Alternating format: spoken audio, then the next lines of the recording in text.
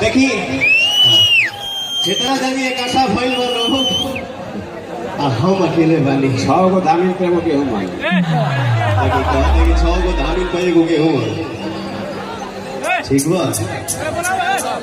देखिए यही में से एगो आवाज आवता हो भैया अरे बहिया केहू न बोलिया हमें भइल छपरा गइली न केहू कुछ कहिल अमिलन नंबर जोगे बजना छल छपी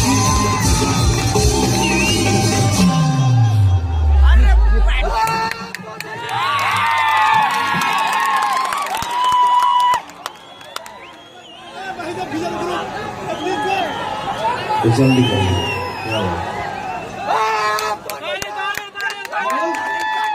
अस्सलाम वालेकुम।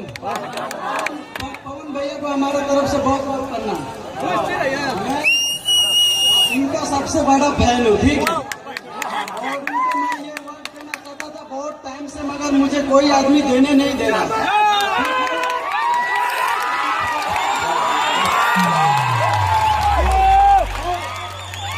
और इनका मैं एक सॉन्ग गुनगुनाना चाहता हूँ।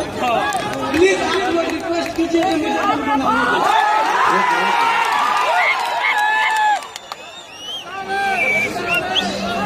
आप लोग अपने जगहों पे रहें, इधर उधर ना हो।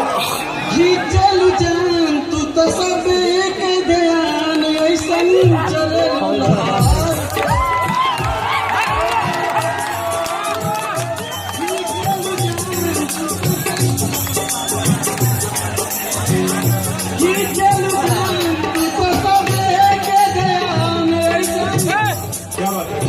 भाई आपने मुझे इतना प्यार दिया, थैंक यू। चलिए मैं बहुत बहुत खुश नसीब इंसान हूँ कि हमारे सारे भाई चाचा बाबा आजी माई बहन अपने बेटा भाई के इतना प्यार देते हैं लोग। Thank you. जय माता दी, जय हो। क्या बात।